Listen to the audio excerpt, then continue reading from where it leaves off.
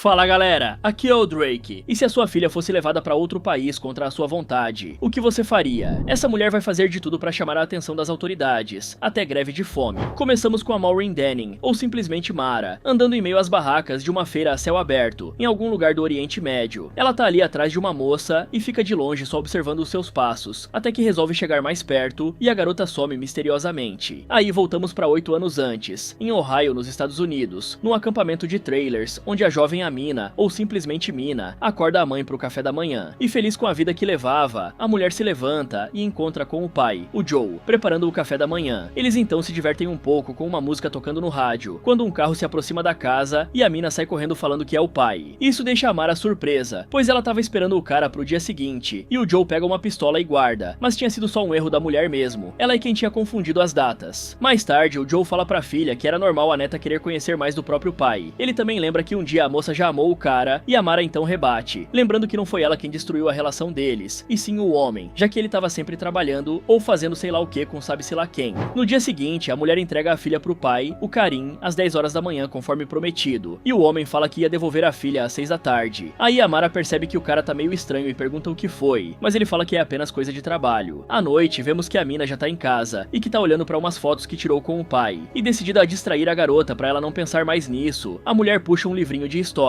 Depois vai costurar uma fantasia de dinossauro pra filha. No dia seguinte, as duas vão ao mercado, e a Mina tá muito empolgada com a sua nova roupa. Logo, elas param na farmácia que ficava dentro do estabelecimento pra comprar os remédios do Joe, e uma atendente informa quanto custaria aquilo. Só que a Mara reclama que nunca pagou aquele valor altíssimo, e mostra os cupons que tinha, que lhe davam um desconto de 20%. Ela também pede pra falar com o gerente, mas a atendente responde que ele se aposentou na semana passada, e ela era a nova gerente. Enquanto isso, a pequena Mina sai pra olhar brinquedos de pelúcia, e a Mara só a observa de longe. Então a nova gerente vê no sistema que realmente a moça tinha direito ao desconto e pede desculpas. Depois entrega os remédios. Aí a Mara se vira pra chamar a filha, mas a Mina sumiu, e só tinha o brinquedo de pelúcia que ela tava mexendo caído no chão. Desesperada, a mulher corre pela loja perguntando pela garota, mas ninguém a viu, e a moça cai de joelhos no estacionamento totalmente desolada. Mais tarde, ela e o Joe vão até a delegacia, e a Mara conta sobre as suas suspeitas de que o Karim havia pego a filha. A mulher também informa que no dia anterior, a Mina escutou o pai falando sobre a mãe pra alguém no telefone. Então, um dos detetives presentes sugere que a mulher talvez tenha feito algo pra provocá-lo, e o Joe fica muito bolado, contando sobre o Karim já ter ameaçado a filha antes. Aí a Mara conta a sua teoria. Segundo ela, o ex estava pretendendo levar a menina pra Síria. Isso surpreende os policiais, que ainda ouvem ela contar que o Karim sempre pretendeu voltar pra sua terra e trabalhar em um hospital perto da família. Sabendo disso, assim que os dois se divorciaram, a Mara solicitou uma ordem de restrição pra impedir ele de fugir do país com a filha. Só que a outra detetive presente fala que não existe uma lei que impedisse isso de acontecer. Se um pai levasse uma criança pra fora do país, não havia nada que eles pudessem fazer. Isso a deixa desesperada, porque na sua visão aquilo era um sequestro. À noite, já em casa, a Mara liga pro aeroporto pra achar viagens pra Síria, e a atendente diz que tinha uma que passava por Amsterdã, mas é cara demais pra ela no momento. Depois, o detetive de antes aparece e fala que revistaram a casa do Karim, mas ela tava praticamente vazia, a não ser pela fantasia de dinossauro da Mina, o que prova que a menina realmente foi levada por ele. O policial ainda fala que estavam checando as listas de passageiros dos voos pro exterior, mas tudo sugere que o cara realmente deixou o país com a filha. Desesperados, o Joe e a Mara começam a fazer várias ligações em busca de descobrirem o paradeiro do Karim, mas não encontram nada, até porque a mulher nunca tinha visitado a família do ex-marido, e eles nunca tinham ido até os Estados Unidos. Ou seja, ela se casou com um completo estranho, e não sabia nada sobre a vida dele. Ele poderia ser um terrorista infiltrado, que a mulher não teria a mínima noção. Mas enfim, o Joe até entra em contato com um advogado, e fala que o Karim contou que morou com o pai na Arábia Saudita, mas eles não conseguem confirmar isso, e o advogado se estressa, desligando na cara do idoso. Um tempo depois, a Mara recebe a conta de telefone, e vê diversas ligações feitas para fora do país, o que custaram mais de $1000, e enquanto os dias se arrastam sem novas notícias sobre o desaparecimento da Mina, a mulher treina com arma para se distrair e chora segurando o urso de pelúcia da filha. Logo, mais de 2 anos se passam desde o desaparecimento da Mina, e vemos a Mara dando um depoimento, dizendo que bateria na porta dos engravatados de Washington até conseguir ajuda. Ela ainda conta que a mãe a abandonou quando ainda era uma criança, mas a mulher não vai abandonar a filha, e todos batem palmas. Então, a Mara se despede do pai e parte para sua jornada sozinha. Aí, 32 meses após o sumiço da Mina, vemos a mulher praticamente acampada na porta do Senado, distribuindo folhetos sobre a sua causa. Mas isso não adianta muito. Ela até consegue falar com uma secretária, e a mulher agenda a resposta do pedido para ter uma sessão com os parlamentares, para dali a 6 meses. E se não ficou claro, seria a resposta para saber se ela ia conseguir uma sessão. Então, a Mara reúne diversos diversas pessoas que passaram pela mesma coisa que ela, e conta que mais de 25 mil crianças sumiram só no ano anterior, sequestradas pelos próprios pais, e nada aconteceu. E o barulho que ela faz é tão grande que chega até na TV, onde é noticiado que a mulher faria greve de fome. E é louco pensar até onde uma mãe pode ir quando o sistema falha com ela. Quando a justiça não faz nada, o instinto fala mais alto, e aí não existe distância, lei ou fronteira que segure o amor de uma mãe. Assim, 4 anos se passam desde o desaparecimento da mina, e vemos o Louis lendo uma notícia contando sobre a saga da mulher, e isso parece mexer um pouco com ele. Enquanto isso, a Mara continua na sua luta, e o Robinson a vê entregando panfletos como sempre fazia. À noite, ele resolve ir até o hotel dela e a encontra sentada na beira da piscina. O cara então fala que pode ajudar, pois trabalha recuperando crianças sequestradas, e entrega pra mulher um pedaço de jornal. Nele vemos a notícia de uma mãe que se reuniu com o filho após 5 anos. Aí a Mara pergunta se aquilo era legal, e o cara responde que é tão legal quanto levar alguém contra a própria vontade. Em seguida, a mãezona diz que não tem dinheiro pra contratar os serviços dele, e o cara faz uma proposta ousada. Ela trabalharia ajudando a encontrar mais crianças desaparecidas, e em troca o cara encontraria a filha dela. Depois entrega o seu cartão e deixa a mulher pensando. No dia seguinte, a mãezona vai se encontrar com o Robinson e conhece o Carl, o sócio dele. Os dois logo tentam convencê-la a se juntar ao negócio, e a Mara mostra estar devastada, contando as horas que estava longe da filha, e no momento eram 4 anos, 86 dias e 4 horas. Aí os caras falam que são a melhor opção que ela tinha. Depois o Carl pergunta há quanto tempo a mãe da mina não comia, e ela responde que faziam 9 dias, por isso ele entrega um hambúrguer pra mulher. Em seguida, a Mara fala que não entendia o motivo deles quererem ela, pois não tinha treinamento militar nem nada do tipo, e o Robinson conta que precisavam de uma mulher na equipe, pois elas levantam menos suspeitas nesse ramo. Então entrega um envelope com grana, dizendo que aquele era um adiantamento para ajudar com o tratamento do Joe, mostrando que sabia tudo sobre a vida dela. Com tudo resolvido, o Robinson mostra pra mãezona o seu primeiro caso. Ela trabalharia com o caso da Maya, uma mulher que teve o filho, JD, levado pelo pai. O cara não dava a mínima pra criança e nem queria saber do moleque, mas de uma hora pra outra resolveu levá-lo. Então agrediu a Maya e depois fugiu pro México. O Robinson ainda conta que a Mara era a melhor pessoa pra falar com ela, pois se identificaria com a situação. A seguir, o cara explica o seu plano pra trazer o garoto de volta. O trio iria pro México e voltariam pros Estados Unidos atravessando a fronteira do Arizona. A Mara ficaria com o papel de mãe, usando o seu instinto maternal pra tranquilizar o garoto e deixá-lo mais confortável com a situação quando colocassem as mãos nele. Desse jeito, eles vão pra Colima, no México, quando completam 54 meses que a mina desapareceu. Lá, o trio vai até uma igreja, pois ela também servia de escola, e logo o JD aparece no local com o pai. O mau caráter deixa o menino com as freiras, enquanto os três disfarçam e entram pelos fundos. Ali, o Carl arromba um portão, mas a aula é cancelada, e o menino volta até o pai. Isso os faz improvisar, enquanto a Mara fica cada vez mais nervosa. Logo o Carl usa um cachorro de rua pra atrair o menino, e o Robinson aproveita a oportunidade pra pegá-lo e tapar a sua boca. Aí ele fala pra mãezona assumir, mas ela trava, vendo a filha no lugar do JD. Mas o Robinson a traz de volta pra realidade, e a mulher fala pro menino que ia levá-lo pra mãe e o arrasta dali. Nessa hora, o pai do garoto percebe o sumiço do filho, e o Carl começa uma briga como distração, mas ela não adianta muito, e o malvado logo corre atrás da Mara. E quando ele tá prestes a alcançar a mulher, o Robinson aparece e leva os dois até o carro onde tá o Carl, e eles enfim fogem dali. De volta aos Estados Unidos, a Mara vê que o braço do JD tava machucado, e tenta confortá-lo, falando que logo o menino veria a mãe. Aí a Maya chega, e o Robinson fala pra mulher manter o pequeno ali, e só liberá-lo quando tivessem a grana, pois era negócios em primeiro lugar. Só que rapidamente a Maya paga o combinado, e se reúne com o filho, deixando a Mara emocionada, ao pensar no reencontro com a mina. Mais tarde, ela tá num bar bebendo, quando o Robinson aparece e entrega a parte dela no resgate. A mulher então mostra não estar se sentindo muito bem com o serviço, e pergunta se deveria se sentir como uma mercenária. Depois, questiona como ele começou a trabalhar com isso, e o rapaz conta que é um ex-fuzileiro naval. Um dia o militar decidiu que era hora de sair. Foi quando ouviu sobre uma mãe que queria o filho de volta e fez o trabalho, percebendo que era muito bom com isso. Aí contratou o Carl e começou a trabalhar naquele ramo. Ela então pergunta se algum dia ele já teve um emprego normal, mas o cara simplesmente muda de assunto. Nos dias que se seguiram, vemos o trio trabalhando em vários casos, indo pra Escócia e pro Japão, enquanto a Mara continuava as buscas pela mina, e parecia cada vez mais à vontade com o seu novo emprego. Nessa altura, já não é mais só sobre encontrar a filha, é sobre recuperar a própria alma, porque quando alguém perde tudo que ama, não sobra medo, só a vontade de fazer justiça do próprio jeito. Quando completou 65 meses do desaparecimento da mina, eles foram pra Albânia, entrar em uma escola pra resgatar a pequena Arya, só que isso dá ruim, e eles são atacados no corredor, por isso a professora pega a garota de volta. Os três mercenários então lutam pra conseguir fugir, e o Robinson saca uma arma, apontando pros rivais. Na rua, o trio luta de novo, e o Robinson é desarmado, mas a Mara se joga no chão, e consegue recuperar a arma. Nisso ela luta corpo a corpo com um cara, e sem querer atira numa lâmpada, deixando todo todo mundo em pânico. A mulher então faz o homem de refém e ameaça atirar, completamente fora de si. Aí o ex-militar tenta controlá-la, e ela acaba atirando mais algumas vezes sem querer, só que por sorte não acerta ninguém e eles conseguem fugir. E isso que dá a colocar uma pessoa sem treinamento numa situação dessas. Se bem que a Mara teve tempo suficiente para aprender a lidar com situações assim, já que esse não é o primeiro caso em que trabalha e convive com esse tipo de pressão o tempo todo.